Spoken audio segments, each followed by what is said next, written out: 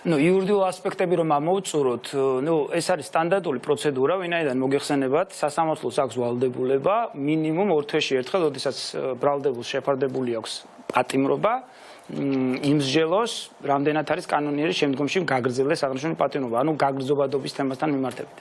აქედან გამომდინარე 17 აპრილს ეწურება ეს ვადა სასამართლოს და დიდი ალბათობით 8 აპრილს, როდესაც ჩაინიშნა პირველი არსებითი სასამართლოს სხდომა, მოსამართლე იმსჯელებს დატოვოს ნიკა პოლიტიკურ პატიმრობაში თუ გაათავისუფლოს პოლიტიკური პატიმრობიდან. აქ არაფერი ისეთი მოულოდნელი მათი მხრიდან არ იყო. უბრალოდ კანონი არ აძლევდათ საშუალებას, რომ პროცესი არ ჩაენიშნათ. ეხლა რაც შეეხება მოლოდინებს, ნათია. ნიკა მელიას გათავისუფლება, რომ ეს იქნებოდა რაღაც გონიერი ნაბიჯი ხელისუფლების მხრიდან, ამაზე ყველა ვთანხმდებით.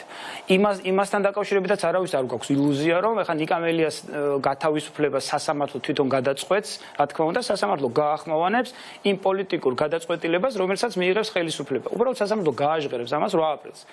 ამ ხელისუფლებიდან გონიერი ნაბიჯის მოლოდინი მე ნამდვილად არ მაქვს. ეხლა ისეთ კონდენციაში არიან გუშინაც. მაგრამ იურიდიულად რა უნდა მოხდეს ასეთ შემთხვევაში? გავიდა 2 თვე, ხო? ან უნდა გაათავისუფლონ, ან აქვთ ამის საშუალება, რომ გადახედონ და იგივე ნორმა დატოვონ ძალაში. იურიდიული ასპექტით თუ ვიმსჯელებთ, არ არსებობს საფუძველი ნიკა მელიას პატიმრობაში დატოვების. არ არსებობს. ერთადერთი შემთხვევა, როდესაც მოსამართლეს შეუძლია ბრალდებული დატოვოს პატიმრობაში, ეს არის თუ კი პატიმრობა არის უალტერნატივო ღონისძიება. ანუ ძალიან მარტივად რომ ავხსნათ, პატიმრობის გარეშე მაგალითად შეუძლებელი თუა ნიკა მელიას, ასე ვთქვათ, გამოძიების და სასამართლოს ბოლომდე მისი გაქცევის უზრუნველყოფა, ხო? აი ასეთი აბსურდია, ხო? თვითონ პროკურატურის საჯარო პოზიცია პირველივე დღიდან არის, რომ მათ არ აქვთ ასე თვითმიზანი პატიმრობის და ნებისმიერ დროს მზად არიან, ასე ვთქვათ, შეუცვლელად ნახევრის ღონისძიება. ეს კანონის ენაზე ნიშნავს, რომ პატიმრობა, რომელშიც ნიკა მელია ზის, რომლის ქვეშაც ნიკა მელიას ამჟამად არის პოლიტიკური პატიმრობა. იგი არ ემსახურება აღკვეთის ღონისძიების მიზნებს. ეს პატიმრობა არ არის უალტერნატივო. აქედან გამომდინარე, მოსამართლე თუ კი დარჩება კანონის და სამართლის ჩარჩოში, ერთადერთი სწორი გადაწყვეტილება იქნება თუ კი ნიკას შეუცვლის აღკვეთის ღონისძიებას ან გააუქმებს პატიმრობას. მაგრამ ჩვენ და სამწუხაროდ და ამის არაერთი მაგალითი გვაქვს და ამაზე უკვე ფაქტობრივად საუბარი ზედმეტია, ნიკა მელიას საქმე თავიდან ბოლომდე გასული არის სამართლებრივი სივრციდან და თავიდან ბოლომდე ყველა გადაწყვეტილება არის პოლიტიკურად მოტივირებული. შესაბამისად მე არ მაქვს ილუზია, რომ ნინო ჩახნაშვილი 8 აპრილს თავისი შინაგანი წმენით და ასე ვთქვათ, საქმეში არსებული მტკიცებულებებით მიიღებს გადაწყვეტილებას და გაათავისუფლებს ნიკა მელიას პატიმრობიდან. თუმცა რა თქმა უნდა ეს გამორიცხული არ არის. რა დავალებასაც მიიღებენ, აი ზოგადად ისე მოიქცევა სასამართლო. ისე უნდა გკითხოთ მაინც გირაოზე, რადგან ქართული ოცნება მუდმივად ამ თემას ატივტივებს პოლიტიკურ ზედაპირზე, ასე რომ ვთქვათ, გასაგებია, რომ გირაოს განჩინება გაუქმებულია და უკვე გვაქვს პატიმრობა, როგორც აღკვეთის ღონისძიება, მაგრამ ისინი მუდმივად ამას ამბობენ, გადაიხადოს და გამოვიდეს. მისი საქმის გასაღები მის ხელში ამბობენ ამას, ამბობენ იმასაც, რომ ახლა ოპოზიციას მძევლად ყავს ნიკა მელია და ოპოზიცია პოლიტიკურ ქულებს იწერს მისი პატიმრობაში ყოფნით. გირაოს საკითხი, აი ეს შემოუთავაზებია კიდე პროკურატურას ოფიციალურად, არა პოლიტიკური განცხადებების დონეზე გვესმის, მაგრამ აი თვითონ სახელმწიფო პროკურატურა. კიდევ ერთხელ ცალსახად აი აღნიშნავ, ეს არის აბსოლუტურად პროპაგანდა, ეს არის ტყუილი, აი საუბარი გირაოზე და საუბარი იმაზე, რომ ნებისმიერ დროს შეუძლია გადაიხადოს და გამოვიდეს. გირაო გაუქმებულია, ნიკა მელიას შეფარდებული აქვს პატიმრობა. ეს არის ხელისუფლების პროპაგანდა და ტყუილი, რომელიც ძირითადად ემსახურება უცხოელი, ასე ვთქვათ, პარტნიორების მიმართ თავის მართლების რეჟიმში არიან ამ კუთხით. თუ კი ეს ასია, კიდევ ერთხელ უბრუნდები მე, აი 8 აპრილს მოსამართლე რომ უნდა იმჟელოს. თუ კი ეს ასია, თუ კი მართლა ნიკა მელიას ხელში არის გასაღები, თუ კი აღკვეთის ღონისძიება პატიმრობა იქნება თუ არ იქნება, ბრალდებულის სურვილზე არის დამოკიდებული. ეს ხომ ავტომატურად ნიშნავს, ნათია, რომ პატიმრობა უალტერნატივო არ არის. ეს ხომ ავტომატურად ნიშნავს, რომ პროკურატურას და ხელისუფლებას აღიარებს, რომ ნიკა მელია თუ კი თავისუფლებაში იქნება, ამით მართლმსაჯულებას და გამოძიებას პრობლემა არ შეექმნება. იგი არსად გამქცევი არ არის. ამას თვითონვე აღიარებს პროკურატურა და ამას თვითონვე აღიარებს ხელისუფლება.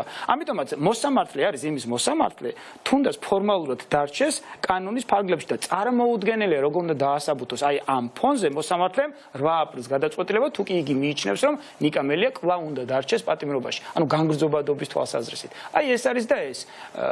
ცალსახად აღნიშნავ კიდევ ერთხელ, აი ყოველგვარი საუბარი იმაზე, რომ გირაო გადაიხადოს და გამოვიდეს, ეს არის ტყუილი და ეს არის ხელისუფლების მიერ მოგონილი პროპაგანდა. ნიკა მელია ერთნიშნულად იმყოფება პატიმრობის ქვეშ და ეს პატიმრობა არის პოლიტიკური გადაწყვეტილება. ასევე პოლიტიკური გადაწყვეტილება იქნება ნათია ნიკა მელიას გათავისუფლება და მე დარწმუნებული ვარ, რომ ადრე თუ გვიან ნიკა მელია ამ ბრძოლიდან გამოვა თავაწეული, იგი შეგნებულად შევიდა ბრძოლაში, მან თავისი ნაბიჯით გააშიშლა სისტემა და მთელი მსოფლიო მასშტაბით გარდატეხა მოხდა და ფაქტობრივად ყველა ღიად საუბრობს, რომ საქართველოში მართლმსაჯულება გამოიყენება პოლიტიკური მიზნებისთვის და ნიკამ ამისთვის გააკეთა ის, რომ გააშიშლა ეს მთელი სისტემა. გესმით, აი ამ ნაბიჯით. ნიკა საუგანწირო მე საჩვენა ყველას და არ დარჩენილა მსოფლიოს არც ერთი პოლიტიკოსი, ექსპერტი, ანალიტიკოსი, რომელიც არ წარმოთქვამს ნიკა მელიას სახელს და გვერდს და იქვე გიორგი რურუას ასე პირდაპირ და არ უჭირს აღარავის ამ სახელების და გვარების გამოთქმა და გიორგი რურუა ვახსენეთ და ნიკა მელიამ ციხიდან კიდევაც მოიწერა ერთი გვახსოვს მისი ძალიან კრიტიკული პოზიცია ამ გირაოს თანხის შეგროვებაზე, როდესაც ვინმე ბოგველი გამოჩნდა დააგროვებდა ამ თანხას და მან თქვა რომ უბრალოდ ამას არ მიიღებდა ამ ყველაფერს და ასევე განაცხადა ისიც რომ თუ არ გაათავისუფლებენ გიორგი რურუას ისიც არაპირებს დატოვოს საპატიმრო. აი ხვალ თუ დაუშვად მოხდა ასეთი რამ და სასამართლომ მიიღო გადაწყვეტილება რომ ნიკა მელიას პატიმრობა უნდა დასრულდეს. რა მოხდება ამ შემთხვევაში? ნიკა მელიას აღნიშნული განცხადებები მოხვა პოლიტიკურ შეთანხმებასთან დაკავშირებით, ოდესაც ხდებოდა ოპოზიციასა და ხელისუფლებას შორის ასე ვთქვათ მსჯელობა და ცდილობდა ხელისუფლება რაღაც განსალკევებულად განხილულიყო ნიკა მელიას საკითხი, რაღაცა ამნისტიაზე იყო საუბარი, სადაც ერთ სიტყვაში უნდათ დაეყენებინათ მაგალითად დამნაშავე ძალოვანი სტრუქტურები, ვინც ადამიანებს თვალები დათხარა და ის პატრიოტი ახალგაზრდები და საქართველოს მოქალაქეები, ვინც ასე ვთქვათ პროტესტის გამო გამოვიდნენ და თავიანთი პატრიოტული სულისკვეთებით იყვნენ 20 ივნისს. ამას ცდილობდა ხელისუფლება ერთ სიტყვაში დაყენებას და ნიკა მელიას პოზიცია, რა თქმა უნდა, ეს ძალიან სწორი პოზიცია და დღესაც ამ პოზიციაზეა, რომ მისი საკითხი ცალკე არ უნდა განიხილებოდეს.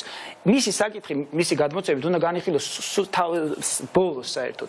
პოლიტიკური დევნა მხოლოდ ნიკა მელიასთან მიმართებით კი არ უნდა შეწყდეს, უნდა შეწყდეს გიორგი რურუასთან მიმართებით. არავითარი ამნისტიის საკითხზე არ უნდა იყოს საუბარი.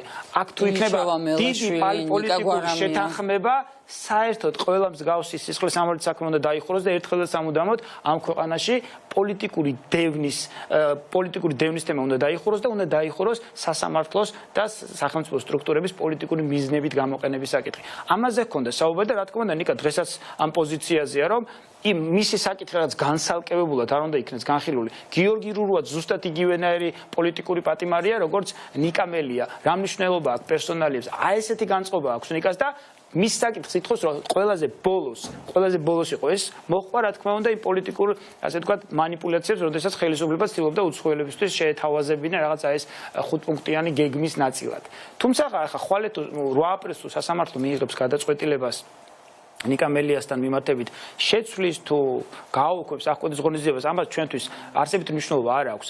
შედეგი იქნება ერთი, იგი მყისიერად თავისუფლდება საპატიმრო დაწესებულებიდან ან სასამართლოს ხელმის დარბაზიდან თუ მიეცა შესაძლებლობა რომ დაესწროს ხდომას. და რა თქმა უნდა, იგი შემდგომ გააგრძელებს ბრძოლას, აი მიმართულებით იგი იგივე აზრზეა, რა თქმა უნდა, არაფერი ამ კუთხით არ შეცვლილა.